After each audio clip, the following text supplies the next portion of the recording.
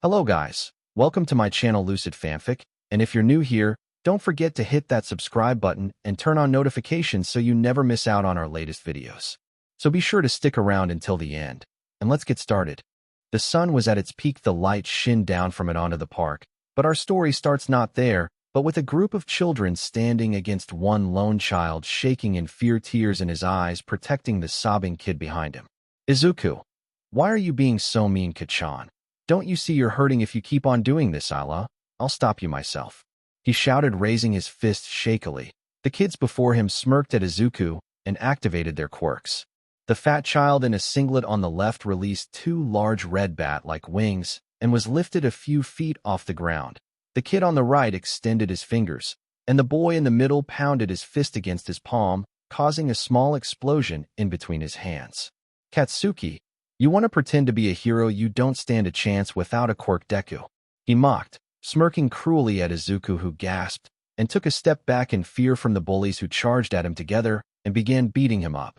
Izuku's thoughts, it hurts.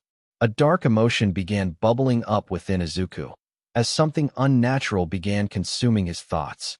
Bakugo then hit him with an explosion in the stomach, causing Izuku to cough up some vital fluid. Izuku thoughts, I hate this.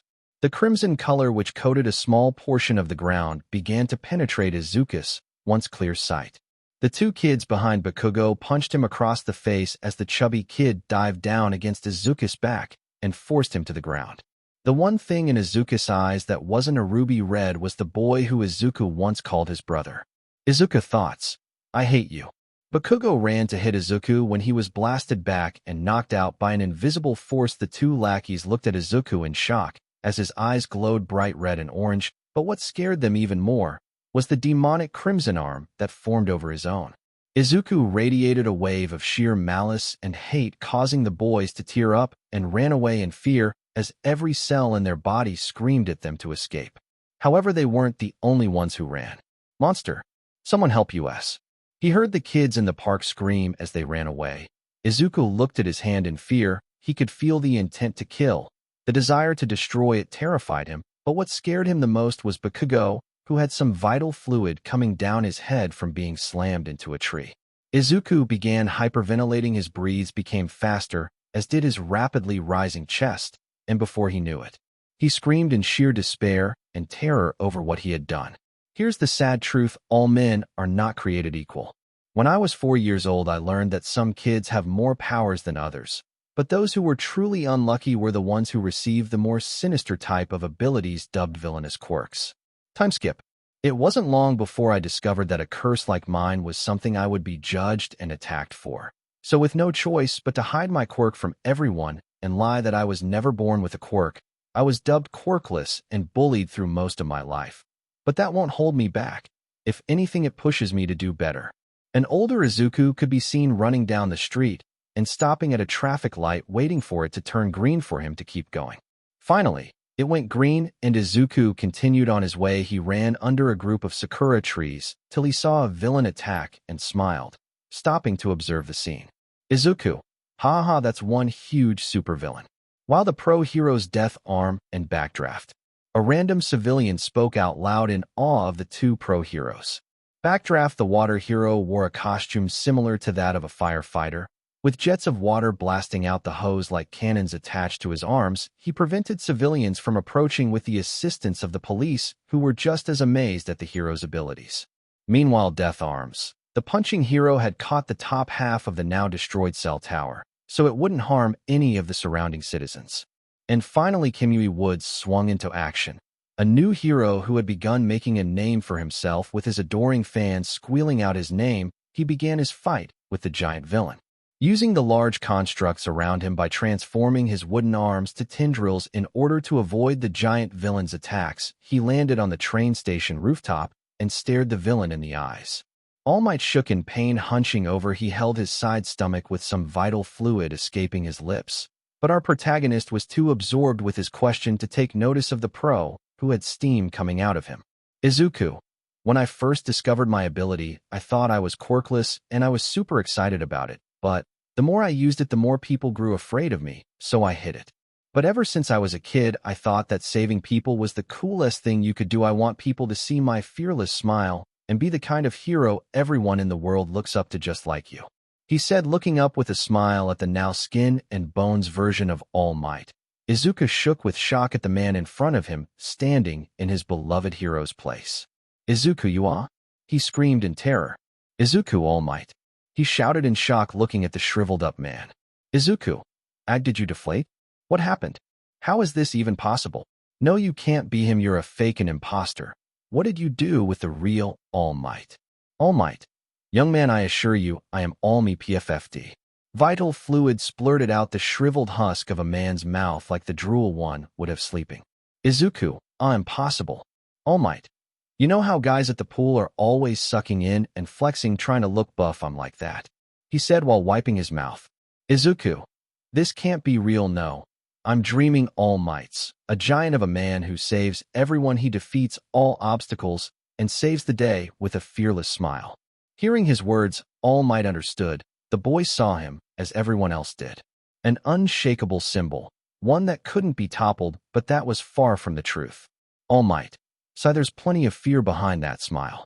His tone was filled with exhaustion and a deep sadness born from a mountain of mistakes carried upon his shoulders.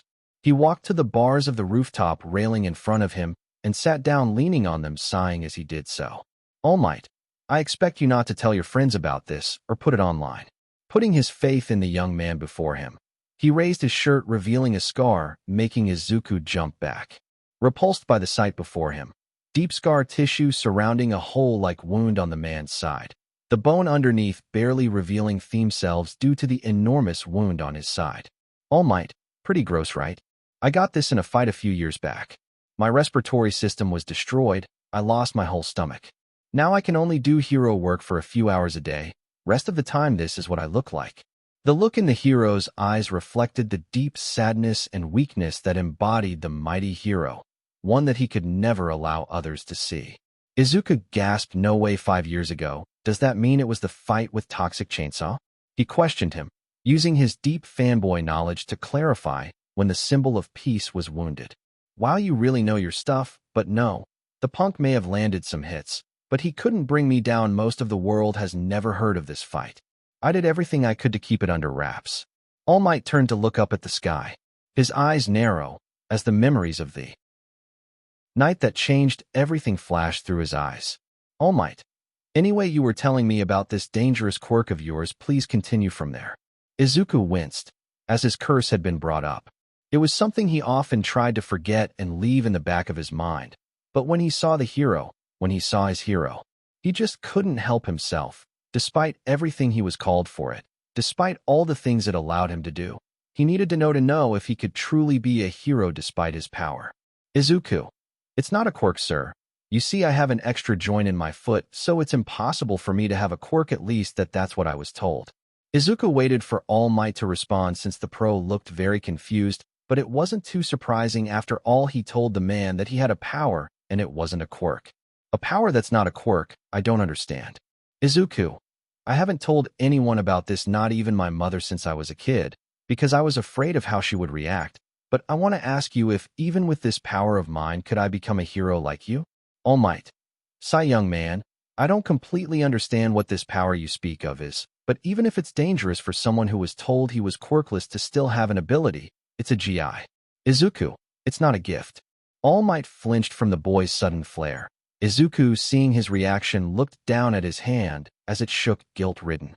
The memory of the power he felt was intoxicating, but so was the hate, the intent to kill, the desire to end Bakugo right then and there. He could still feel it all. It was unlike anything he had ever felt. Strength, speed, all of it become a whirlwind of power, and the desire to use that power on everyone around him was what scared him. "Izuku, it's a curse," he said, holding his arm as All Might stared at him worriedly, wondering what could have caused the boy in front of him to fear his gifts. Boom.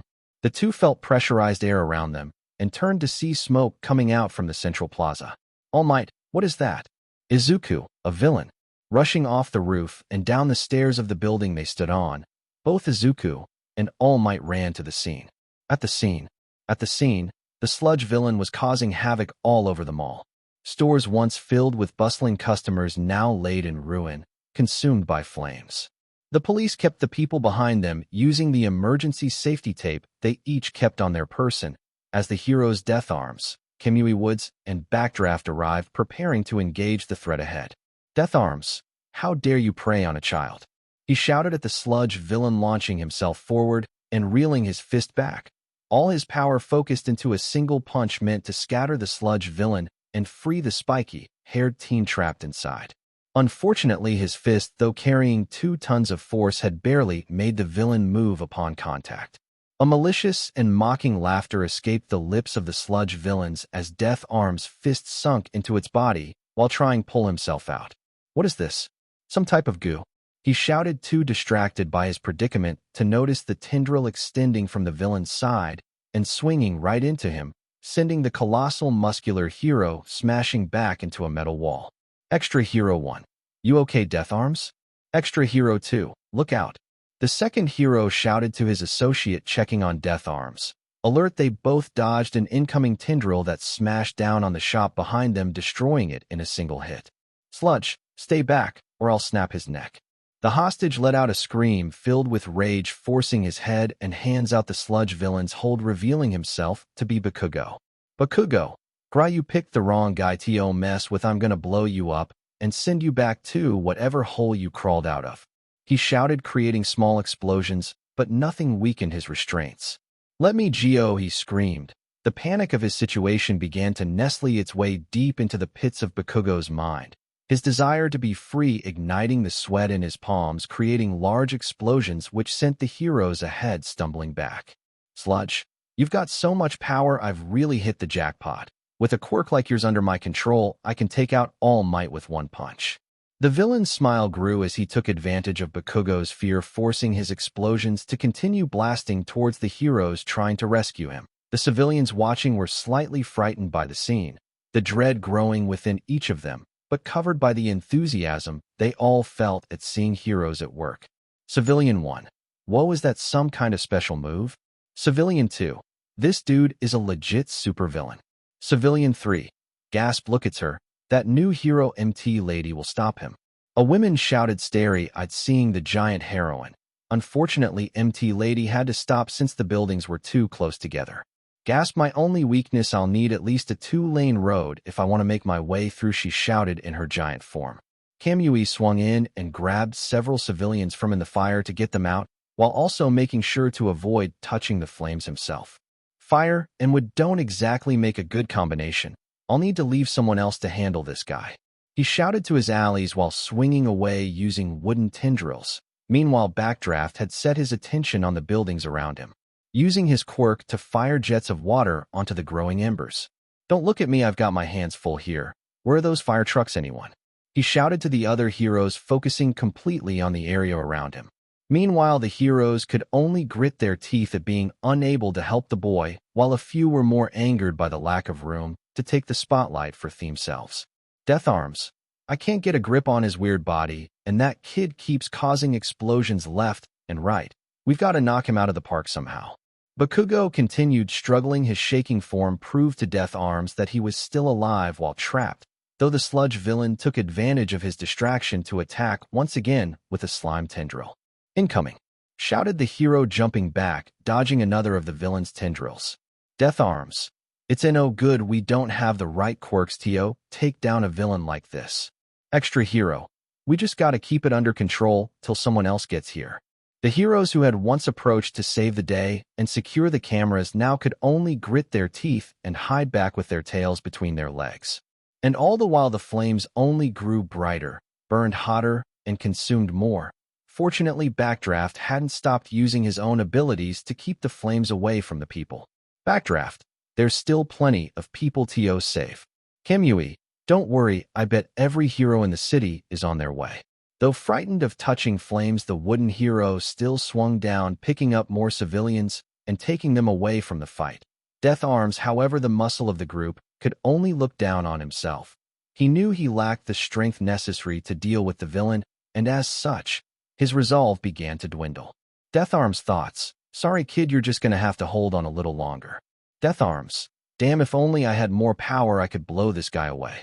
Meanwhile, All Might and Izuku had just arrived to hear the people trying to support the heroes who could do nothing but watch in quiet resentment towards the evildoer. All Might thoughts, I must have dropped him in the air. I got distracted worrying about my time limit. I can't believe I made such a rookie mistake. His hand gripped the shirt over his wound. I'm pathetic, he said to himself. The blame for what was happening he felt belonged solely to him. Izuku POV. Izuku thoughts. Gasped, that's the guy who attacked me. He shouted to himself in shock, recalling the events that occurred in a few hours ago. No way. All Might captured him, he thought to himself, while looking at the pro beside him before recalling how he lashed onto All Might's leg, and the horrifying realization dawned on him. Izuku. The bottle, if he dropped it, that means it's my fault. The Sludge villain, taking his chance while the heroes cowered away from him, swung his tendril straight at the civilians, who shrieked in terror when the heroine MT Lady had shrunk herself enough to stand in front of them and take the brunt of the blow, holding her arms in front of her face to shield it from damage. MT Lady, everyone stay back. She screamed, the tendril smashing straight into her arms, sending her feet skidding back and forcing her onto her knees. Though a pro she was, experience with her smaller giant form was something she lacked quite a bit of. Izuku thoughts, it's my fault, this is all my fault, and he's already caught someone. How can they breathe? I thought I'd die in only a few minutes. He covered his mouth, shocked and horrified, feeling as if he was the true villain here, the one who caused the mess in the first place. Meanwhile, the voices of those around him echoed through both his and All Might's minds. Civilian 4. Wait, I'm confused. Isn't that the villain All Might was chasing today? Civilian 5. What All Might? But did he somehow lose then? Where is he? Civilian 6. Can't someone call him or something? Civilian 7. Yeah, where is he? All Might looked down in shame, and so did Izuku, both blaming themselves. Izuku thoughts, this is all my fault. I'm the one to blame. All Might thoughts, I'm worthless. Izuku thoughts, he can't power up yet, and none of the other heroes have the quirks to stop this monster. All Might thoughts, so pathetic. Izuku thoughts, it's my fault, I'm sorry, so sorry. All Might thoughts, disgrace. Izuku thoughts, help will show up and save the day, I'm sure. All Might thoughts, I'm not a real hero. Izuku thoughts, someone a real hero will come soon. Boom. Ah, MT Lady. Izuku focused his gaze back at the fight to see MT Lady rolling on the ground, a look of fear on her face as the costume around her arms had been torn apart by the blows, revealing purplish skin underneath. A single step, a leap of faith, and all it would take was the drive of a hero. Izuku sprinted forward right through the crowd. Hesitation, fear, self-blame. All of it was burned from his mind as he stood in front of the downed heroine. Civilian 8. Hey, who is that? Pro hero, get out of here, kid. MT Lady looked up to see a familiar head of green hair, the single person during her debut who defended her like a gentleman, though she was posing intentionally. MT Lady, wait, you're that kid from earlier. Go get out of here, he'll hurt you. She shouted, worried for him. I'm sorry, but I can't do that. He turned around to face her with a shaky smile. Because you look like you needed help. 7 words and a shaky smile. To anyone it would have seemed as someone trying to be a hero. A boy took small to fit the boots he claimed to wear. But to the heroine who had felt a fear for her life, they were a shining light, and with them a small flicker of hope was lit inside. Izuku turned his attention back to the trash that had trapped him earlier and began approaching the villain, his heart beating a mile a minute, the echo of his pulse blocking the sound of the world around him. Villain, you again. All Might saved you once, but this time I'm gonna kill you. The villain's raised its tendril in the air. Hero, watch out. Death arms, save the boy. Time seemed to slow. Shadows of a past he'd wanted to forget surged throughout his mind. Echoes of a past that he longed to have been a simple nightmare. He knew that if he chose this path, there was no going back. But still, if he can use his curse to help save his childhood friend trapped in the Sludge villain's hold, if he can use his abilities to keep MT Lady safe, then why shouldn't he? Izuku thoughts, I won't back down. Monster. Demon. Someone help. Though the memories raged through his mind. Izuku thoughts, I won't let him hurt her. You're the devil. Get away from me. Deku. Izuku looked down the memories of his traumatizing past replaying in his head, and his hand began shaking. Bakugo, who had been screaming widely and become quiet, his eyes hazy as his head began to fall limp, the lack of oxygen knocking him out. All Might. Haha, there's no need to fear citizen for I am here. Kid Izuku. He's the coolest in the universe, and when I get my quirk, I'm gonna be just like him. Inko, super. Kid Izuku, super. A young Izuku stood in the center of the part again. His impure arm glowed a ominous crimson as he watching children run from him with tears streaming down his cheeks. This thing isn't a quirk, but a curse. A demon. A monster. He didn't what he was not as he was bullied. Not as he was mocked and hurt for what he couldn't control. But even still. End of flashback. Izuku's eyes shot open, becoming crimson red surrounded by orange. Lightning of orange color surrounded his fist as he clenched it tight. Izuku, come forth at once, impurity arm. He'll use this cursed power to protect people. MT lady, look out. The villain sent a tendril straight at Izuku. Civilian 9, AH. A blast of air pressure destroyed the tendril and replaced Izuku's entire arm with his impurity arm. Its appearance sent a wave of fear and curiosity through the crowd, but none more than All Might felt as intrigued nor as speechless as he did when he watched that boy protect a downed heroine. MT lady, what just happened? Civilian 10, is that his quirk? Civilian 11, it's kind of scary. The adrenaline pumped through his veins like a toxin, addictive and full of rush. The boy smiled and took a step forward. Izuku, come on. The villain moved back a little, scared from the sheer pressure he alone could feel from the arm, like a predator hunting its prey. Izuku, for everything you've done, I'll make you pay. Izuku blasted from his spot at unseeable speeds. Pulling his arm back and throwing a powerful punch, he used his other arm to grab onto the unconscious Bakugo while destroying the villain and putting out all the fire as an exorcist star formed itself right after the villain destruction. Civilian 12, did that just happen? Civilian 13, he just changed the weather with a single punch, like All Might. Civilian 14, he saved the day, that kid's amazing. Awe and shock ran through the minds of everyone present at the feat the young teen had displayed. After that, the heroes collected all the Sludge villain's remains, and the police took him into custody. Bakugo was given compliments due to how much he resisted the villain. After waking up having been knocked out earlier from the lack of oxygen, and shockingly, I was also given compliments by some people. Izuku was busy staring at his shaking hand, which de-transformed as he held it close to his chest, feeling his heart beating faster. All Might thoughts, is that the power which he fears? Asked All Might to himself from inside the crowd. Kamui, you moron, do you have a death wish?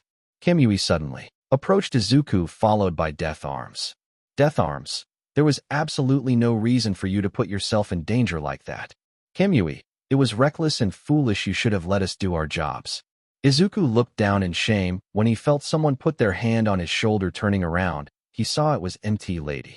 MT lady, leave him alone, you. Two, he's probably shaken up from you two shouting at him, and he saved me as well as that kid. He did what we couldn't, so how about we leave him with a warning? The two looked at each other before sighing.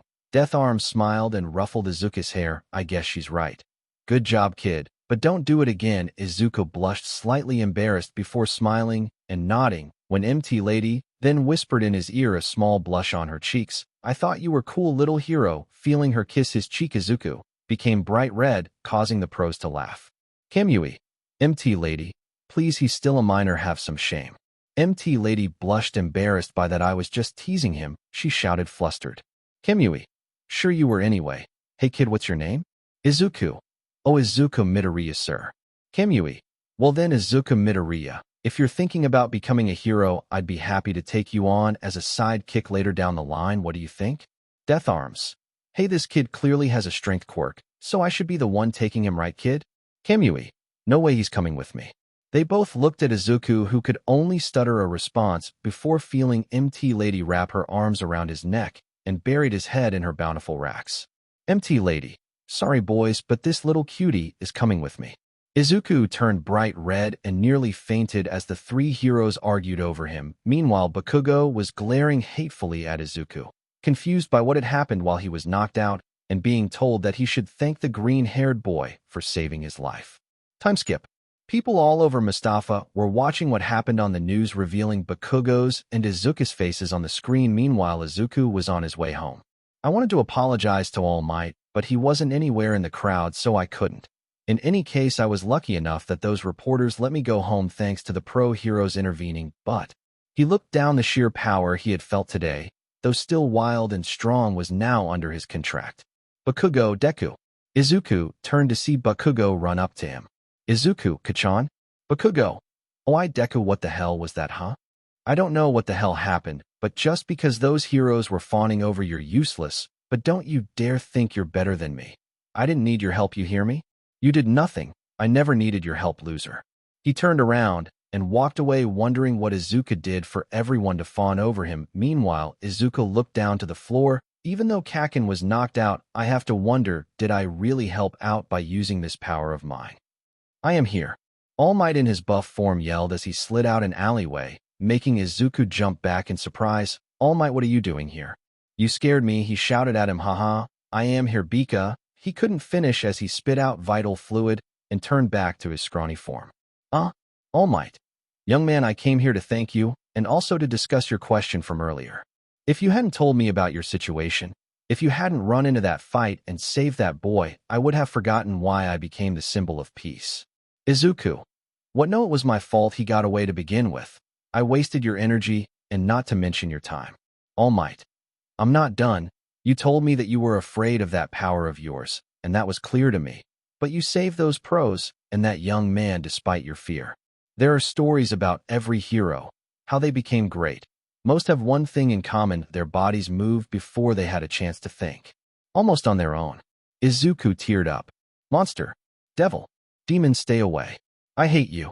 And today that's what happened to you, right? Izuku fell to his knees, feeling a weight on his shoulders slowly disappear. I wish I could have told you, Mom, but I was scared. I was scared that you, like so many others, would push me away. All Might.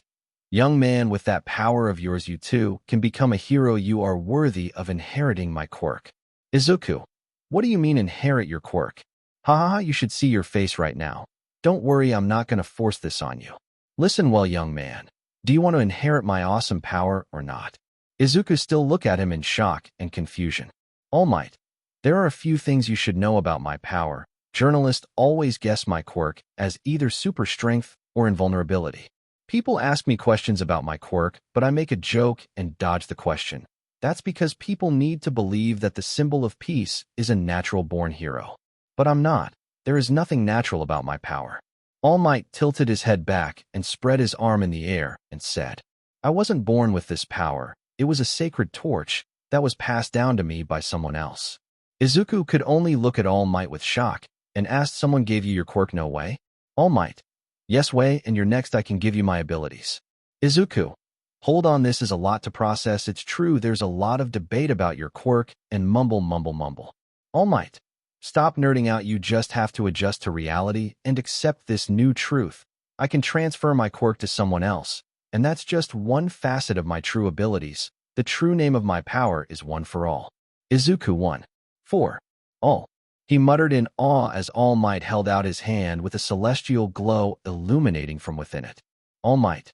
Yes. One person improves the power, then hands it over to another person, and it continues to grow as it's passed along. It is this cultivated power that allows me to save those in need of a hero. That is the truth behind my strength. Izuku. But why me? You heard some of those people. They said my power was scary, and Kachan just came and told me I wasn't needed. I only caused trouble, so why? All Might. I've been on the lookout for a worthy successor, and then I watched you save MT Lady while we all stood ideally by. You may have a curse, but to me it's a gift. You were the hero today, no matter what anyone says, so what do you say, kid? Will you accept? Izuku looked down, clenching his fist. He looked up with determination in his eyes. Yes. Mom, I'm home. Izuku called out, entering his apartment when his mother came sprinting towards him. Izuku Inko hugged her son, but she was crying. The stress and terror that had been evoked when the news she had been watching suddenly changed to show her own child fighting against a villain shook her to her core. Izuku, Mom, what's wrong? Inko, I was so worried about you when I saw you on the news fighting that villain. What were you thinking? And what was that thing on your arm? Every question she asked was filled with stress, anxiety, and fear. Fear of what had happened when she hadn't been looking. Oh, you saw that? Asked Izuku, looking to the side nervously. Of course I saw that. It was all over the news. Are you hurt? Are you hungry? Oh, I never thought my little Izuku could be so strong, she said, pinching his cheeks. Izuku was her son, her heart. Even if she had a million more questions to ask, his well-being came first to her. Mom, I'm not a little kid anymore, and Izuku stops as he looked down, and though maybe I should use this chance to explain what's happening tomorrow, as well as what is going on with my arm. Okay, here we go. Izuku, Mama awakened my Q quirk a while ago, and tomorrow, I'm going to start training with someone for the entrance exam in UA, so I can follow my path to becoming the #1 hero like All Might. Izuku smiled, hoping his mother would be happy for him, but he was wrong. Izuku, you can't go to UA. Her words, they were always meant to lift him up despite his sad beginnings. But this time they meant the same as they did the first time he asked if he could be a hero like All Might, and her response was always the same: I don't believe in you. I know this may sound cruel, but you just can't. Despite what happened today, it won't be enough with you suddenly gaining a quirk that we know nothing about. I can't knowingly let you go because you could seriously hurt yourself. I can't lose you, Izuku. Izuku looked down, feeling something dark growing in him. The raw and restrained hate of the curse invaded his mind, its voice twisting and shrouding the small amount of joy he had felt a few minutes ago, the pain that burst forth from his chest, giving it the room it needed to invade. Izuku, why can't you just believe in me? Izuku's voice became deeper as tears began forming in his misty eyes. Inko could only look at her son with sadness, but immediately it turned into shock and subtle fear as she paled when orange lightning bounced off her son's arm and his eyes glowed crimson red. Izuku, why? Tell me, why can't you believe in me? In a flash of red, the impurity arm revealed its frightening self. Izuku, stop! Inko shouted, scared. Izuku's rage-filled eyes dimmed and became an emerald green again.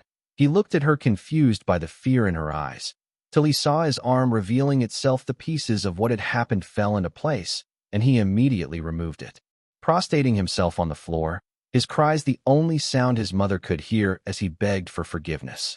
I'm sorry, Mom. I'm sorry, please. Please don't leave me alone, Izuku cried, shocking Inko. Sure, she had been a little scared, but it wasn't of him. It was of the feeling the arms radiated. What do you mean, leave you? Why would I? Inko asked in tears. Nothing could hurt her more than the fear her son displayed of her at this moment. Izuku, because you're scared of me. I hate this power because it scares everyone, and I didn't want to lose you too, so I hid it from you. His words, everything he said, revealed a fraction of terror and of the pain he hid from her for so long. Please don't think like that, Izuku. You're my baby, and I love you more than you could ever know. I won't leave you. Not even if you had the most evil-looking quirk in the world, Inko told her son as Izuku held her tight, letting out his frustration and guilt through a waterfall of tears. No matter how many times he needed her, she'd always been there. His symbol of light, his beacon of hope. Within the warm arms of his beloved mother, he always found solace. Inko, so you're going to train tomorrow, huh? Well then, do your best, okay? And please don't hurt yourself too much. Looking up with his eyes slightly red and misty, he sniffled back his tears and looking at her with myriad of emotions. Fear, confusion, shock, and more than anything, happiness. Izuku, wait, does that mean? Inko, yes, you can train this abilities of yours and go to the entrance exam. But I want to ask you something. When did you get this power, and is it really a quirk? She asked, holding his right arm. Izuku, I don't know. I don't know if it's really a quirk, but to me it's a curse. One I know nothing about. The only thing that I know is it makes me stronger and faster. Izuku looked down as Inko cried again, the guilt of knowing that her own son feared that she would leave him just for having a scary ability eating away at her sensitive heart. Inko, so you had it this entire time and you didn't tell me because you were afraid? All those times our neighbors moved out, or the teachers from your old kindergarten called you a monster, it was because of this? Izuku could only nod his head with shame as Inko hugged her son even tighter than before as she apologized again. Inko, I'm sorry, Izuku. I'm so sorry. I didn't know and thought that all those people were treating you like that for not having a quirk. I believed you were all right behind that sweet smile of yours, but you did it for me all this time. Please forgive me, baby. I'm so sorry, please. Izuku hugged his mother tight. I've never blamed you. Only myself, because you were the only one left in this world who cared about me. Inko cried against his neck, happy for a son like him. Feeling blessed, but worried as all mothers did when their children were old enough to leave the nest. Time skip. Lying in his bed after a meal of grilled fish, rice and miso soup, Izuku started moving his head aggressively as sweat climbed down his forehead, and the cursed arm revealed itself again, though this time its previously dim glow grew enough to blind anyone who opened his bedroom door. In Izuku's mindscape, Izuku's body hovered within a void of darkness, but no fear, no confusion had been inside. Maybe it was because this place was within his own mind, or maybe it was the stream of memories flying around him lighting the place up, but he knew that this was not an attack or somewhere he didn't belong. It was his mind. Izuku, whoa, where am I? Is this my mindscape? I was sure my own mind would look a lot better than what it is now. I must be super tired to think of anything. Whoa. His voice echoed through the space when out of nowhere he fell and hit what seemed to be the ground. A crimson light flashed in front of him, forcing the boy to look up when a figure approached from behind with a teasing smirk revealing spiky white teeth. Actually, I made it like this so we didn't have any distractions, sorry kid. Izuku stood up face to face with a brown-haired, tall male with red eyes and sharp teeth. He wore a black suit with red LED lights around the suit, and he carried a sheepish smile on his face. Izuku, who are you? The teen smiled. I'm Rokuro and Mato, one of the twin star exorcists. It's nice to meet you, Izuku. Izuku arrived at Takoba Beach, once a mesmerizing tourist site, but now a filthy place filled to the brim with trash. A young Midoriya, you made it, said All Might in his small form. Izuku smiled a bit and greeted his new teacher/favorite pro hero. Good morning, All Might. All Might smiled back. Yes, good morning, young man. Anyway, now as you know, we'll be doing our training here for the next 10 months. You will return this beach to its former glory, before it was filled with trash for your training. But first let me see your physique, so we know where to start. Izuku took off his tracksuit jacket, and shocking All Might was the amount of muscles he had on him. Oh my goodness, I never thought young Midoriya would have this kind of body.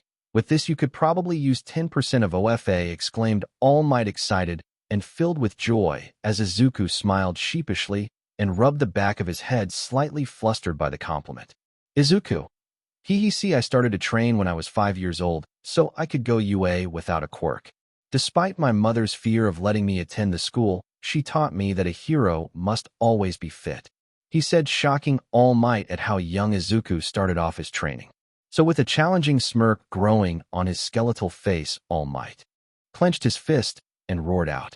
So let's start our training. Izuku enthusiastically nodded, yes sir. All Might let out a hearty laugh. Yes, let's get to it. I can't wait to see your progress, my boy. The two smirked at each other, though only Izuku could hear a new voice in his head. Rokuro. Wow, this is going to be one hell of a ride, huh, kid? For months later, Izuku had spent 4 months cleaning the beach, dedicating his time for rest, to do some working out, and learning how to fight from Rokuro, as he needed skills in combat to defend himself and others when he only had his own strength to use against enemies. The beach was fairly easy to clean. He would use different muscles for different tasks and would make sure to work out every muscle in his body, but that didn't stop him from throwing up when he pushed himself too hard. All Might was always there, as well as Rokuro, supporting Izuku, cheering the boy on as he pushed his limits. Rokuro, of course, couldn't teach Izuku with his physical body. Instead, he trained him in his mind's cape on how to fight with the impurity arm and telling him all of its abilities. Slowly, Izuku learned how to use the basic powers of the arm before the more difficult ones. Fortunately, it seemed that the talisman he was given at a younger age still affected the impurity arm. Izuku's eyes fluttered open. Exhaustion still covered his face, but a new day had started, and he knew he needed to get up. Reaching to his left to get up by pushing his weight against the pillow, his hand grabbed something large, warm, soft, and bouncy. He blinked, his face turning a deep shade of red. What happened last night? His thoughts raced back, but the events were fuzzy, like a dream he couldn't quite grasp. His mind still spun with confusion and embarrassment. They had had a large meal with his mother yesterday. He got tired and decided to head in early. When did they get there, and why are the girls naked? He glanced over at the girls, each one peacefully resting, their faces soft with innocence. His body tensed up. I can't believe I'm in this situation. How do I even explain this? Rokuro, young morning Aizu, what the? He shifted carefully, trying not to disturb the girls. As much as he wanted to stay and figure everything out, There was no way he could just stay there, he had to get out of the room. So ignoring Rokuro, he crept towards the edge of the bed. Slowly, Izuku swung his legs off the bed, feeling the coolness of the wooden floor against his feet. He took one last glance at the girls Rimuri, Cheyenne, and Shuna before he stood up and quietly tiptoed toward the door. His heart pounded as he quietly cracked the door open and stepped out, careful not to make a sound. Once in the hallway, he sighed in relief. But even as the door closed behind him, his mind was a whirlpool of thoughts. What was I supposed to do? What is happening to me? His hands trembled as he ran them through his messy hair, but a sharp smell from the kitchen caught his attention. The scent of something delicious wafted through the air, making his stomach growl. Mom's probably already up, Izuku thought as he straightened himself out, shaking off the lingering feelings of confusion. He made his way down the hallway and toward the living room, hoping to find some semblance of normalcy. He rounded the corner and saw his mother, Inko, standing in the kitchen. She was humming a little tune, her hands working skillfully as she cooked breakfast. The scent of grilled fish, rice, and miso soup filled the air, and his stomach rumbled louder than before. "Good morning, Mom," Izuku greeted her, trying to hide the slight tremor in his voice. Inko looked over at him with a warm smile, her face lit up by the soft morning light. "Good morning, Izuku, you're up early today. Did you sleep well?" Izuku nodded, but his cheeks were still tinged with pink. "Yeah, I did. Just kind of strange, though?" His mother raised an eyebrow but didn't push. "Well, that's good to hear. I made your favorite breakfast. You must be hungry after all the excitement lately." Izuku's stomach growled again, making him blush in embarrassment. "Thanks, Mom. I'm starving." Inko chuckled as she placed a plate of steaming food in front of him. "You've been so busy lately with everything. You deserve a good meal." As he sat down at the table, the weight of the day ahead started to settle on his shoulders. Izuku glanced back toward the bedroom where the girls were still sleeping. What now? He wondered. How was he supposed to face everything that had happened and what was still to come?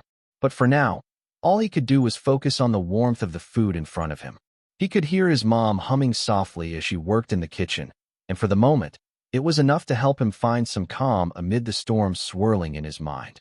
Izuku was just about to take a bite of his rice when the shrill sound of his alarm pierced the air.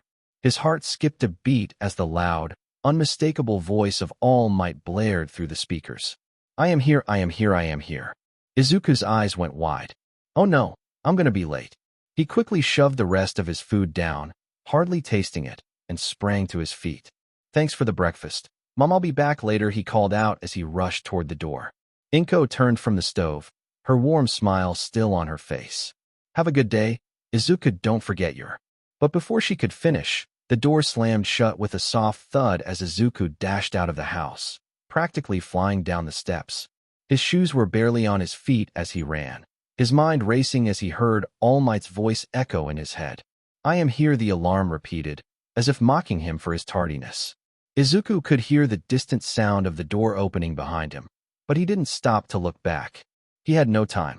His heart pounded as he ran down the street toward his destination, the sound of All Might's voice still ringing in his ears. A few moments later, the girls stirred from their sleep, stretching and yawning. Rimuri was the first to blink her eyes open, still groggy from sleep. "Huh, where's Izuku?" she mumbled, rubbing her eyes. Shuna, now fully awake, glanced around the room. "Is he gone already?" she asked, sitting up and glancing toward the door. Just then, Inko walked in from the kitchen, wiping her hands on a towel. She looked at the girls with a playful smile. "Oh, Izuku left already. He rushed out in a hurry. Said goodbye and everything." She crossed her arms, her eyes twinkling mischievously. "I guess he was in a bit of a rush to get to school." The girls exchanged looks, then turned back to Inko, their faces turning bright red as the teasing began. Inko grinned, her voice light and teasing. "So, it seems you girls were quite comfy last night, huh? Sleeping beside my son like that." Shuna giggled, clearly flustered. "We didn't plan it, we just fell asleep." Rimuri's cheeks were as pink as her usual blush, and she squirmed uncomfortably. "It wasn't like that, we were just making sure Izuku was okay after everything, you know?" Cheyenne, who had been quieter up until now, cleared her throat softly, her expression composed but still slightly embarrassed. "Yes, it was purely out of concern. We didn't mean to make Izuku feel awkward or anything." Inko laughed gently, waving her hand. I know. Don't worry. You girls are very sweet. But it was cute to see you all there. Just be careful next time, all right? You wouldn't want to make my boy too nervous. The girls laughed nervously, glancing at each other, before trying to change the subject. Breakfast smells amazing, Mrs. Midoriya, Shuna said, eager to move the conversation away from the awkwardness. Inko smiled warmly, gesturing toward the table. Of course I knew you girls would be hungry. The warm sunlight bathed the beach in golden hues as Izuku stood there, staring out at the expansive ocean. His heart lifted as he took in the view a place he had visited so many times before, but today, it looked different. The sand was nearly spotless, the grains shining clean under the sunlight, as if nature had given the land a fresh breath.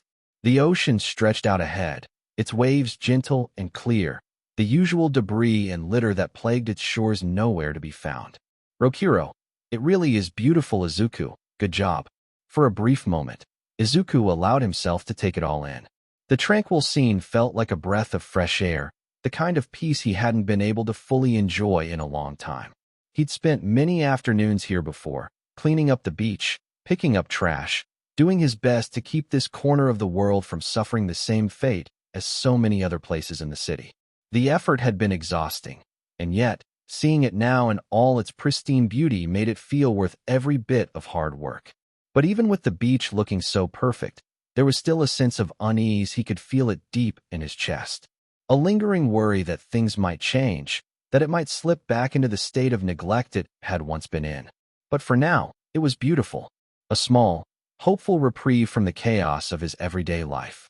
Izuku took a deep breath, preparing himself to start cleaning once again. He reached for the trash bag he always carried with him and pulled on his gloves, ready to pick up where he left off. The calming sounds of the ocean waves crashing against the shore soothed his nerves, and he felt a sense of determination building inside him. I can keep this place clean.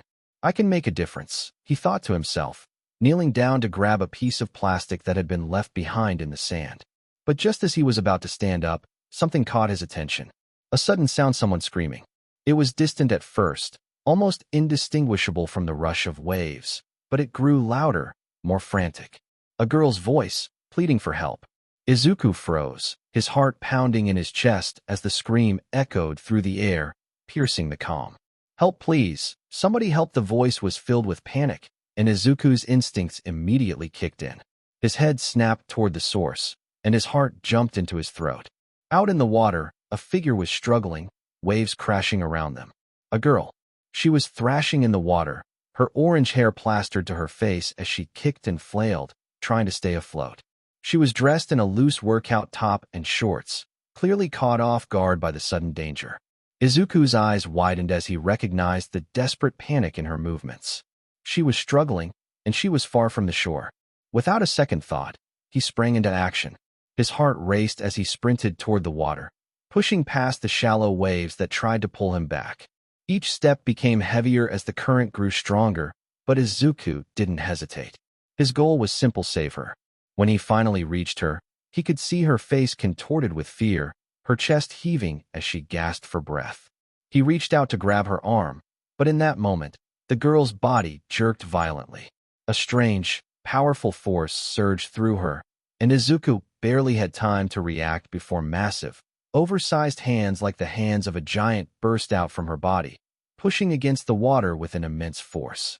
The quirk was activated. Izuku's eyes widened in shock. Her hands, larger than any normal human's, like two massive, armored fists flung outward, crashing into the water in a desperate attempt to break free from the waves. But with the strength of her quirk, they only made the situation more dangerous. The current began to fight against both of them, and the giant hands only made it harder for Izuku to keep his hold on her.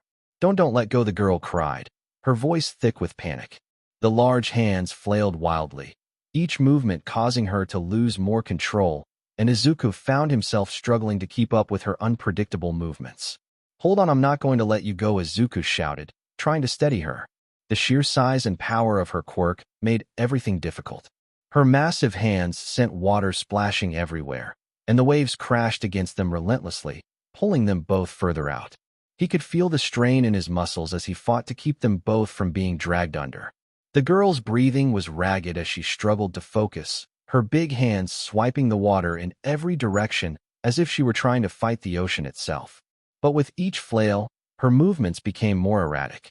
Izuku reached for her hand again, his grip tightening. "Listen to me, you've got to calm down, you're safe. I won't let you drown."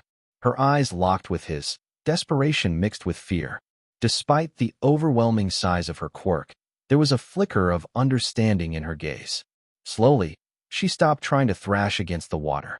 With a strained breath, she retracted her hands, their massive size shrinking back to normal as the power of her quirk subsided. "I'm sorry," she gasped, her voice barely above a whisper, still shaken. "I didn't mean to." Izuku shook his head, ignoring the exhaustion pulling at his body. "It's okay. You're safe now." He pulled her toward the shore, each step feeling like a battle against the waves. Finally, after what felt like an eternity, they reached the beach, both collapsing onto the warm sand, panting heavily. The girl was still catching her breath, her heart racing as she wiped the water from her face, trying to hide her embarrassment. She looked up at Izuku, her cheeks flushed from the exertion and the close call. "Thanks, I really thought I was done for." Izuku smiled weakly, still recovering from the adrenaline rush. "No need to thank me. I just did what anyone would have done." "Rokuro?" "Yes, sure, anyone." She laughed softly, though it was shaky. "Well, I'm not exactly used to being the one who needs saving." Izuku couldn't help but chuckle. "It happens to the best of us." The girl's expression softened, and she pushed herself up into a sitting position, her hands resting awkwardly at her sides. "I'm Kendo Itsuka. Sorry again for, almost dragging you under." She gave him a sheepish smile, her large hands now back to normal size, though she looked embarrassed by their previous uncontrollable use. Izuku Midoriya," he replied, offering her a hand to help her up. "Glad you're okay, Kendo." As she took his hand and stood, she gave him a more genuine smile. "I guess I should work on my control. Maybe the beach isn't the best place for training." Izuku laughed, shaking his head. "Yeah, maybe not. But you'll get the hang of it." After catching her breath, Kendo took a step back, brushing the sand off her clothes, still embarrassed but trying to play it cool. Her large hands were now back to their normal size, though they were still visibly trembling from the intensity of the ordeal. "I'm really sorry about all that," Kendo said sheepishly, glancing at Izuku. "You saved me, and I don't even know how to thank you." Izuku scratched the back of his head, his face flushing slightly. "It was no problem. I mean, you were just training, and it was a kind of a crazy situation, so?" Kendo grinned, her eyes glinting with a mix of gratitude and something mischievous. "No, seriously. You saved my life. So, how about I treat you to something? To show my appreciation. How about lunch?" "Rokuro, PFFT, is it finally happening, your first date?" Izuku blinked, his face turning bright red. "Wait, what? No. I'm fine really, you don't need to." Kendo's desire to take him out for lunch was something he never expected, but it got him to truly take in her appearance. Kendo is a girl of medium height and has a slim build, with generous proportions both in her behind and on her chest. She has sharp yet rounded teal eyes with white pupils and long orange hair that she typically wears tied into a high ponytail on the left side of her head. Her bangs are split into 3 clumps around her eyes, and some of her hair sticks up in large tufts at the top of her head. All in all, she was probably the 4th most beautiful girl he had ever met. Kendo cut him off with a wave of her hand, her smile widening. "Come on, don't be shy. I insist, you've done so much for me already. The least I can do is return the favor." "Rokuro, yeah, don't be shy, it's just lunch, man." Izuku felt his heart race as he stumbled for words. Rokuro's attempt at easing the situation not helping at all, but I've got stuff to do, I can't just. His phone buzzed in his pocket, interrupting him. Grateful for the distraction, he fumbled for his phone and checked the screen. To his surprise, it was a message from All Might. "Izuku, my boy, don't be shy. A hero must always accept when someone wants to show their gratitude. Take Kendo up on her offer and enjoy the time with a fellow hero. I'll be cheering you on flexed biceps collision." Izuku's eyes widened. That didn't help at all. "Wait." All Might Izuku muttered under his breath, before looking up at Kendo. I don't want to trouble you, Before he could finish, there was a strange rustling sound from behind him. Izuku turned and blinked in confusion. Behind a nearby truck, a familiar figure was crouched low, its skeletal outline clearly visible even from this distance. It was All Might, or rather, the skeleton-like version of him when he wasn't using his muscle form.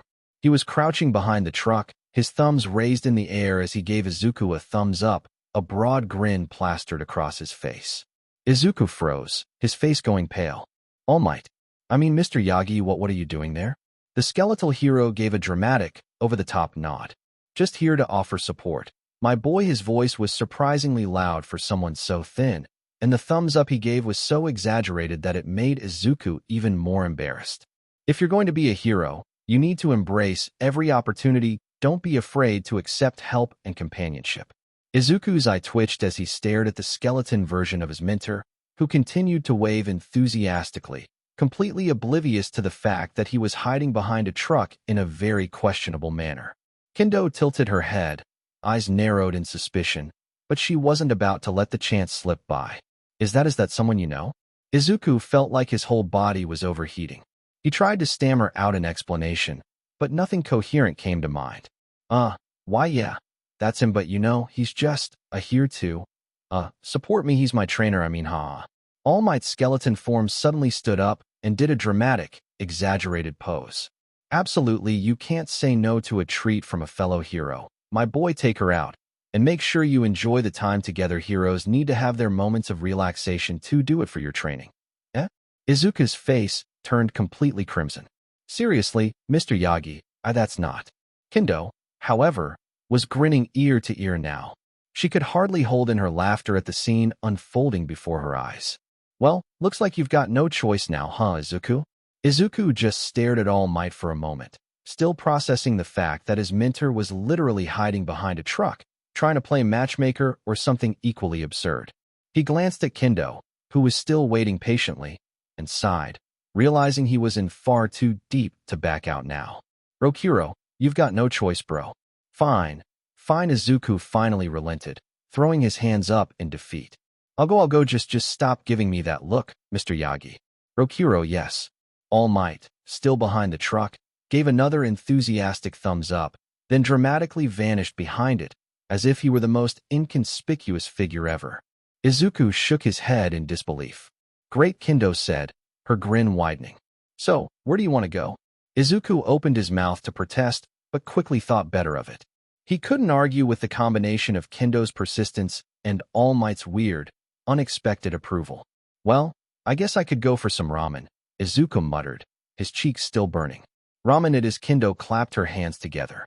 Before her cheeks turned a soft red. But do you mind waiting for me to change out of these clothes at home? As embarrassing as it was to take him over to her home on their first meeting, she was completely soaked and smelt like salt water. Sure, Izuku stuttered, but I was enough for Kendo to smile brightly at him. Awesome, thank you, Midoriya. Kendo grabbed his hand, causing his face to go bright red as she pulled him away. Izuku looked around one last time at the beach, hoping that his mother wouldn't find out about this spontaneous outing and teasing him for days. But there was no time to waste. Kendo was already heading toward the street, waving him along with her, and he found himself following her, his mind still reeling from the whole strange encounter. Back at home, in the cozy living room, Rimuri was sitting cross-legged on the floor, her eyes glued to the screen. The girls were all sprawled out on the couch, enjoying the latest Star Wars movie. The familiar sounds of blasters and lightsabers filled the room. Everything was calm, and the group was enjoying the moment. Suddenly, Rimuri sat up straight, her eyes wide, as if some invisible force had snapped her to attention. The girls looked at her in confusion. I sense a disturbance in the force, Rimuri said dramatically, her voice full of mystery and a bit of theatrics, like an ancient Jedi master sensing a shift in the balance. The girls blinked in unison, completely lost. A what? Shuna asked, still holding her bowl of popcorn. Rimuri's eyes narrowed as she stood up, hand dramatically pressed to her forehead, like she was communing with some far-off entity. Something's happened to Izuku, she said, her voice suddenly serious. I can feel it. The others exchanged glances, then burst out laughing. Oh, Lady Rimuri, Cheyenne said with a grin, you and your disturbances. He's probably about to finish cleaning the beach. Rimuri, however, remained steadfast, her expression unwavering. No, I know it. He's out with a girl, isn't he? The force is strong with this one. Back to Izuku and Kendo. Meanwhile, Izuku was doing his best to keep his composure as he walked alongside Kendo. She had led him out of the busy streets and into a quieter part of the city, where a large traditional dojo stood. The structure was beautifully designed with wooden beams, a large open courtyard, and the unmistakable atmosphere of a place dedicated to training and discipline. Kendo led Izuku up to the front entrance, her pace unhurried as she gestured to him to follow her inside. "Welcome to my dojo," she said, opening the sliding door with a flourish. "It's not just a place for training, it's also my family's home. Make yourself comfortable, and I'll just be a minute to get changed." Izuku stepped inside and looked around, his eyes widening slightly. The inside was spacious, filled with wooden floors and training equipment stacked along the walls. It had a serene, almost ancient feel to it, so different from the chaotic energy he was used to in his daily life. It was quiet, with only the soft sound of wind rustling through the leaves of the trees in the courtyard. "You can wait here," Kendo said, gesturing to a small wooden bench by the side. "I won't take long. Just relax, and I'll be right back." Izuku nodded quickly, too embarrassed to say anything else. Yeah, I'll just await here." Kendo flashed him a quick grin before she disappeared down a hallway. Izuku took a seat on the bench, still trying to process everything that had happened earlier. He took a deep breath, his mind replaying the events: Kendo, her quirk, the weird encounter with All Might, and now he was here, waiting at a dojo, completely out of his element. "I can't believe this is happening," Izuku thought, rubbing his forehead. "What even is my life right now?"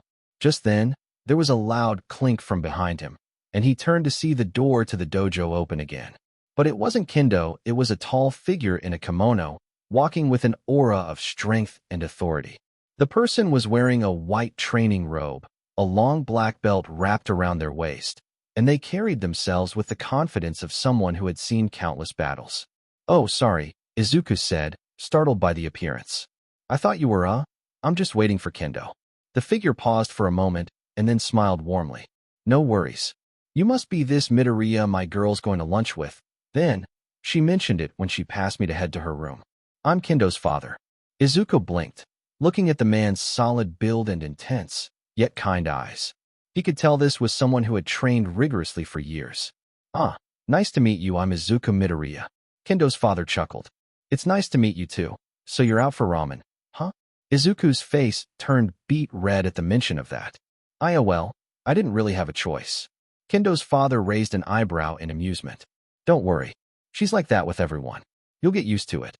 He chuckled again, then turned to leave. "I'll leave you to wait for her, then. She should be done in just a moment." Izuku nodded, his mind still spinning. "Okay, thanks." As Kendo's father disappeared down another hallway, Izuku sank deeper into the bench. "This is so embarrassing. I can't believe I'm in a dojo, sitting here like this. What if she brings me into some super intense training session next?" A few moments later, Kendo returned, looking much more relaxed now in a simple green dress and a black leather jacket, with white sneakers, her long hair tied up in a ponytail. She flashed Izuku a bright smile as she walked over to him. "You've been waiting long?" she asked, her expression softening. A faint blush on her cheeks, noticing the gaze of his completely tranced when she walked in. Izuku stood up quickly, trying to look casual despite the awkwardness. "And no, not at all." Kendo's eyes twinkled with amusement. "Well then, let's get going. I know a great ramen place nearby, and I'm starving." Izuku followed her out, feeling the weirdness of the situation slowly start to fade as they walked together through the crowd-filled streets. Time skip. Kendo and Izuku arrived at the small, cozy ramen shop, which had the comforting, homey atmosphere of a place that had been around for years. The wooden sign out front read Takeda's Ramen in big, bold letters. It wasn't a flashy place, but there was a warmth to it, like something out of a memory, a place where people came to relax and enjoy a simple bowl of ramen. As they stepped inside, the smell of simmering broth and fresh noodles hit them immediately. The chef, an older man with a big, friendly smile, was behind the counter, stirring a large pot. "Kendo-chan, welcome back," the chef called out cheerfully. Kendo grinned and waved. "Hey, Takeda-san, I brought a friend today, Izuku. This is the best ramen chef you'll ever meet, bar none." Izuku waved nervously, still feeling like the whole situation was out of his element. It's nice to meet you, Takeda-san. Takeda chuckled and gave a friendly nod. Nice to meet you, kid. You're in for a treat today. Kendo has great taste in food, but you'll want to be careful around her. She eats more than most adults. Kendo puffed out her chest proudly. Hey, someone's got to balance out the world's unhealthy obsession with small portions. Izuku laughed nervously, already feeling the camaraderie between them. He could see why Kendo felt at home here. Takeda quickly prepared 2 bowls of steaming hot ramen, setting them down in front of Izuku and Kendo. There you go. 2 of the best bowls in town. Enjoy. Thanks, Takeda-san, Kendo said enthusiastically, taking her chopsticks and diving in without hesitation. Izuku picked up his chopsticks and hesitated for a moment before he slurped up some noodles. The taste immediately hit him, warm and comforting, unlike anything he'd had before. It was rich, savory, and just the right amount of spicy. He couldn't help but smile. This is amazing, Izuku exclaimed. I've never had ramen like this before. Kendo gave a satisfied grin, clearly pleased with his reaction. Told you, right? Takeda's ramen is top tier. I've been coming here ever since I was a kid. The flavor's just different. They continued eating, and as they did, the conversation flowed easily. Kendo told Izuku a little about her background, how she'd been training in martial arts and had aspirations of becoming a pro hero who specialized in close combat. Izuku shared his own story, how he wanted to become a hero like All Might despite not having a quirk, his current struggles, and his determination to make it work somehow. Well, that's pretty gutsy, Kendo said thoughtfully after hearing his story. But I respect that. Not everyone can push through without something like a quirk backing them up. Izuku blushed a little at the praise, scratching the back of his head. I mean, I don't really have much of a choice. I've always looked up to All Might. He's a symbol of hope, and I want to be like him, someone who can protect people, no matter what. Kendo nodded, her expression serious. That's a solid reason. I can tell you've got the heart of a hero, Izuku. They shared a brief, meaningful glance before continuing to eat, their mutual respect for each other growing with every word exchanged. Bang! A tall man, wearing a dark coat and grinning maliciously, barged in, causing the bell above the door to jingle violently. His hair was spiked, and his face looked rough, with an unsettling air about him. But it was his appearance that truly made everyone freeze. The man's left side had transformed into something massive, a lion's head with a menacing mane, and his entire left arm was covered in thick, dark fur. His legs had grown muscular and bull-like, with claws where his feet should have been. The sight of his monstrous, half-human form sent a shockwave of discomfort through the restaurant. All right, everyone, this is a robbery, the man snarled, his voice rough and commanding. His lion-like features twitched as his eyes scanned the room. I'll take all your money and any valuables you've got. Don't try anything funny. The customers in Takeda were all frozen, some visibly frightened by the intimidating figure in front of them. Kendo's chopsticks clattered to the floor as her eyes narrowed, her expression immediately shifting from relaxed to serious. Give me the money now, the villain bellowed, his voice rough like gravel, his lion-like nostrils flaring with each breath. Takeda, the shop's friendly chef, was visibly shaken, his hands trembling as he reached for the register. Please, sir, there's no need for violence. Just take what you want, just leave. But the villain wasn't satisfied. He glared down at the elderly man and then reached over, slamming a clawed hand onto the counter, causing the wood to splinter under his grip. I want more than that. What? You think I'll just take a few measly bills and leave? I want it all. Kendo, standing beside Izuku, her usual confident demeanor cracked under the tension, her hands clenched into fists. Izuku, we need to go, she whispered urgently. This is too dangerous for us. There must be some heroes outside. Izuku, however, didn't move. He watched the scene unfolding before him, the cold air of determination creeping into his chest. No, he couldn't let it happen. Not while he was here. The villain's eyes flicked to the corner of the room, where a child, sitting with their parents, was crying. The innocent wails pierced the air, adding to the chaos. The villain turned his gaze toward the child with a sinister grin. Shut that brat up, he sneered, his voice low and dangerous. I hate whiny little pests like that. The child's crying grew louder, filling the shop with desperation. The parents struggled to console their child, but it was hopeless. The villain's anger was rising. Enough, the villain roared. His clawed hand shot up into the air, and with a horrifying screech, he swung it downward, aiming directly at the helpless child. The room held its breath. Kendo's eyes went wide in terror, and Takeda let out a strangled gasp. The parents could only scream in helpless fear, unable to protect their child from the monstrous attack. But Izuku didn't hesitate. "No!" Izuku shouted, his voice a blend of panic and determination. Without another thought, he leaped forward, his body moving almost instinctively. His impurity arm extended outward, glowing brightly as it shot toward the villain's descending claw. With a loud crash, the villain's claw collided with Izuku's impurity arm. The impact was overwhelming, sending shockwaves through Izuku's body, but his arm held firm. He gritted his teeth, pushing back with all the strength he could muster. The villain's predator-like eyes narrowed in disbelief. "What the?" he growled, trying to force his claw through Izuku's arm. "You think you can stop me, kid?" Izuku's voice was strong, despite the strain on his body. "I won't let you hurt them." His impurity arm glowed brighter as he pushed the villain's claw back, forcing the villain to stumble slightly. The villain snarled, furious that this child dared to stand in his way. But as he took another step forward, his eyes narrowed, and his hand reared back for another strike. Kendo, visibly panicked, turned to Izuku. "Izuku, this isn't a fight we can win," she urged, her voice shaking. "We have to get out of here before." "I can't just run away," Izuku snapped, his voice full of conviction. His eyes were locked onto the villain's, his stance unwavering. "I won't let anyone get hurt while I'm here." The parents behind Izuku, the customers in the store, everyone around, even if for a brief second, could see the transparent back of a figure whose very presence could change terror to hope. Kendo's face softened at Izuku's words, but she was still afraid. Kendo thoughts. "I can't stop shaking. We both want to be heroes. Even if I'm afraid, I can't run away. I have to help him." Roar. The lion-like villain roared with pure anger, crouching on top of one of the tables. His form grew larger and shined a golden hue. "Villain, I'll kill you," he roared, launching straight at Izuku with intent to kill. But before his clawed hands could reach the boy's face, its body had been grabbed by two large hands.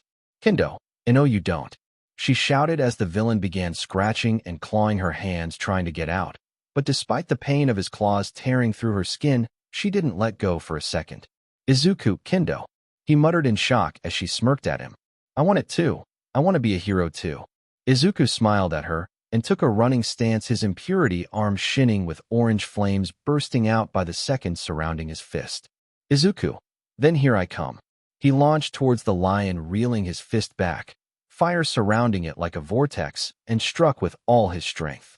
Upon impact, the lion's nose was broken, as was half the bones in his face, caving in and causing blood to rupture, before it was launched back straight through the walls in front of it, landing in the ground, skidding through it, creating a deep divide as it stopped right before touching the street.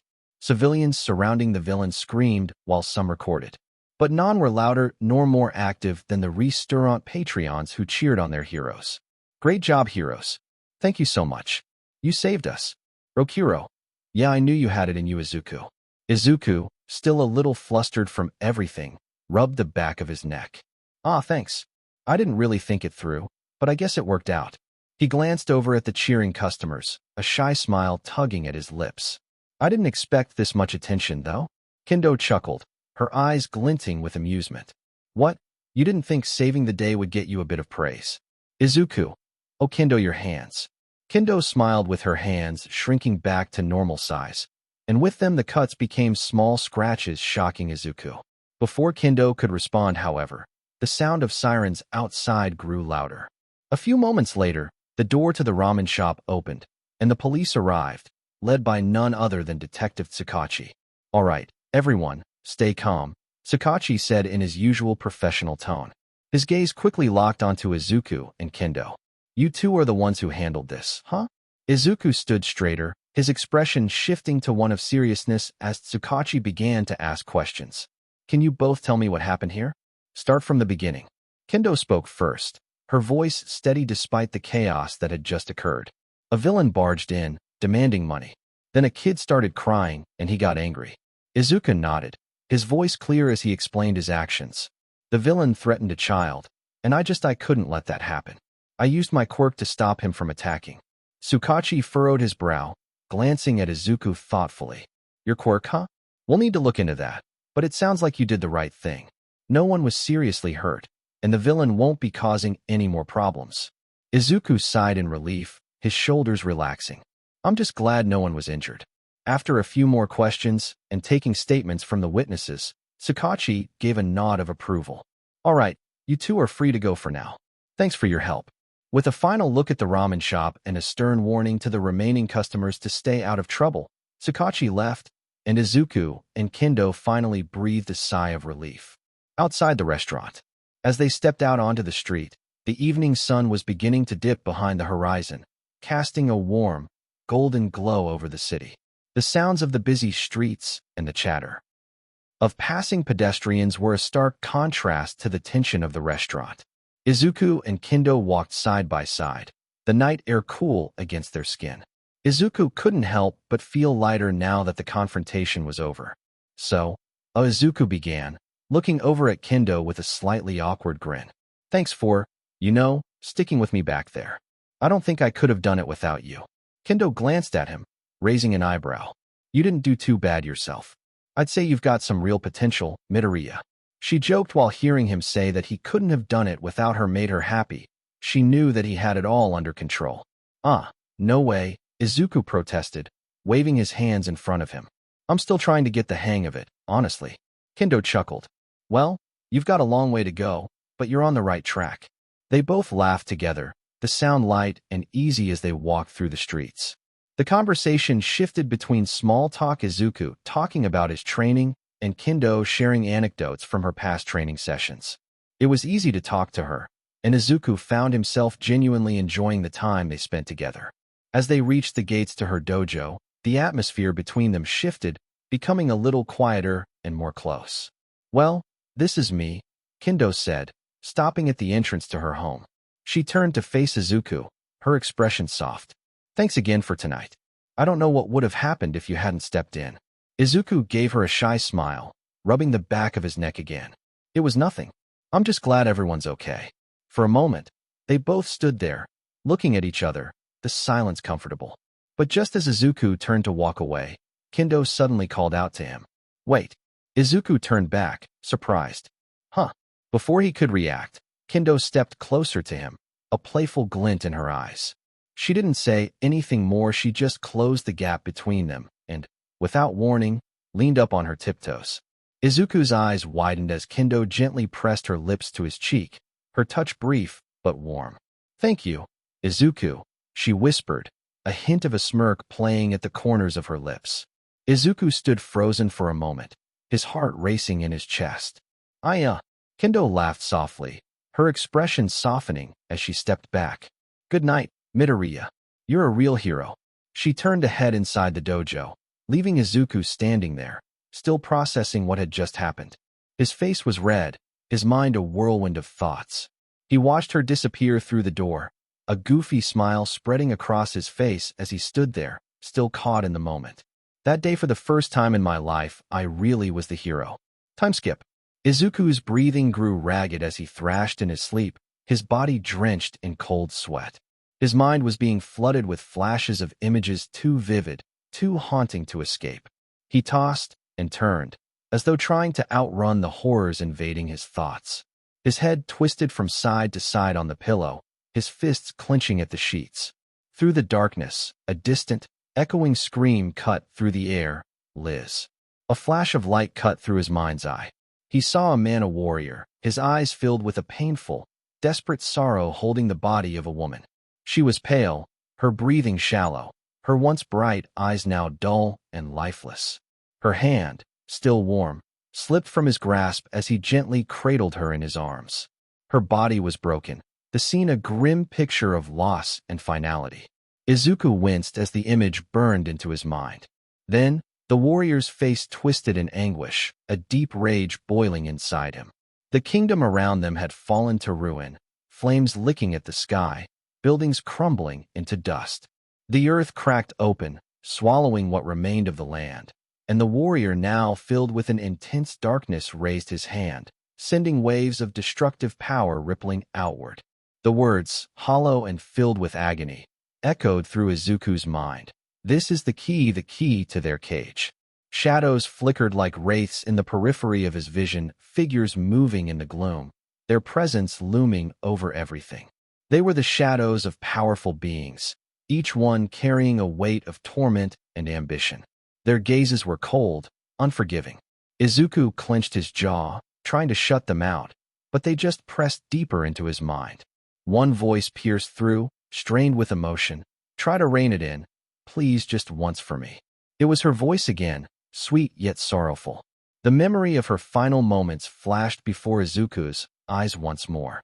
The warrior and the woman were running, side by side, their faces full of determination, as if they could escape the inevitable. But their world was collapsing around them, and with one final, bone-chilling scream, the woman was struck down, a force of unimaginable power ripping through her. The warrior's voice, thick with emotion, broke through the chaos. "Wait for me," but it was too late. His world shattered in that instant as she crumpled to the ground. And then, just as the memory of her death began to sink in, it came again, the coldness, the cruelty of it all. The warrior's anguish, his rage, and his desperation were etched into Izuku's mind. He saw the woman die, over and over again, each time as brutal and hopeless as the last. His body shook violently as the images blurred together, crashing into one another like waves on a rocky shore. The faces, the screams, the pain, everything became too much to bear. Suddenly, the memories stopped. The fog lifted, and Izuku's eyes shot open. His breath was shallow and erratic, his chest rising and falling with each heavy gasp. Sweat poured down his forehead, soaking the sheets beneath him. His heart pounded as though it were trying to break free from his chest. He was trembling, not just from the nightmare, but from the weight of it all. Looking down, he found his hand clutched tightly around something cold and metallic, something small but significant. His fingers tightened around it, lifting it up to examine in the dim light of his room. It was the key, the dragon-shaped key, worn and battle-scarred, its surface rough to the touch. Izuku's mind raced. He didn't understand. Why did he have this? How had it ended up in his hand? The weight of the key seemed to resonate with his pulse, as if it carried the very weight of the memories that had assaulted him. As he stared at it, he couldn't shake the feeling that it wasn't just a relic from the past. It was something much deeper, tied to something beyond his understanding. Still panting, Izuku tried to shake off the remnants of the vision. He glanced around, his eyes wild, before taking a slow, shaky breath to ground himself. What was that? What does this mean? The room around him was still. His three companions, Shuna, Cheyenne, and Rimuru, lay peacefully beside him, unaware of the turmoil he had just experienced. But Izuku's hand tightened around the key once more, the shadows of those haunting memories still lingering in the back of his mind. The key, the words echoed again, and Izuku knew, somehow, that this was just the beginning. So, this was the end of part 1 of this series. Stay tuned for next part of this series, and if you like this video, don't forget to like, share, and subscribe to our channel. Until next time.